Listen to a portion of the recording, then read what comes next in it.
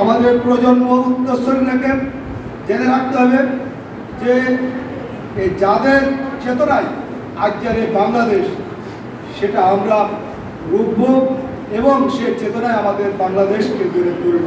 ধনী গরিব কোনো ভেদাভেদ নাই। এখানে আপনি দেখতেছেন আপনার সাধারণ জনগণে এখানে আজকে এই প্রোগ্রামে অংশগ্রহণ করছে। তারা দুটো ডাল ভাতের ব্যবস্থা করছি, সেই ডাল ভাত খেতে পারতেছে। বাংলাদেশকে তছনছ করার জন্যই সেদিকের এই ঘটনা ঘটেছিল।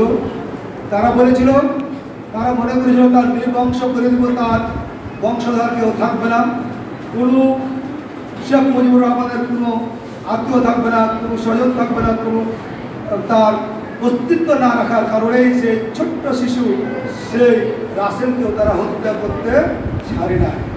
তাদের এতটুকু বুক কাঁপে না।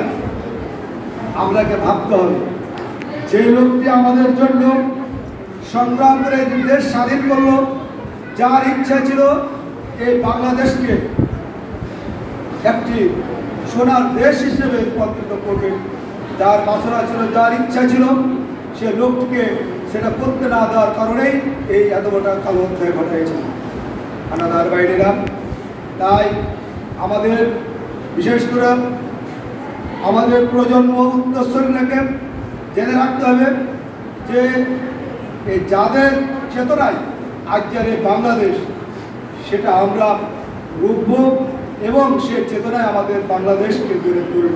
হাজার বছরের শ্রেষ্ঠ বাঙালি জাতির পিতা বঙ্গবন্ধু শেখ মুজিবুর রহমানকে 1975 সালে কালো রাত্রে সেই আপনার খুনিরা হত্যা করে। আমি জাতির পিতা বঙ্গবন্ধু একজন নগণ্য কর্মী। আমি আমার জাতির পিতা বঙ্গবন্ধু এবং তার পরিবারের আত্মার মাগফিরাত কামনার জন্য আজকে দোয়া মাহফিলের আয়োজন করছি, কোরআনে খতম দিছি এবং সাধারণ জনগণের মাঝে তবরুক বিতরণ করতেছি। আল্লাহ যেন আমার হাজার বছরের শ্রেষ্ঠ বাঙালি বঙ্গবন্ধু শেখ মুজিবুর রহমানকে জান্নাত নসিব করুক, ফজিলুন্নেসা মুজিবকে জান্নাত নসিব করুক। ওই দিন যারা শহীদ হয়েছেন তাদের সকলকে জান্নাত নসিব করার জন্য আল্লাহর কাছে প্রার্থনা জানাচ্ছি। আল্লাহ যেন আমাদের এই অনুষ্ঠানকে কবুল করে। আমি সাধারণ কাঙ্গালি বুস। এই কাঙ্গালি বুসটা হচ্ছে যে সকলকে, ধনী গরিব কোনো ভেদাভেদ নাই। এখানে আপনি দেখতেছেন আপনার সাধারণ জনগণে এখানে আজকে এই প্রোগ্রামে অংশগ্রহণ করছে। তারা দুটো ডাল ভাতের ব্যবস্থা করছি, সেই ডাল ভাত খেতে পারতেছে উন্মুক্ত।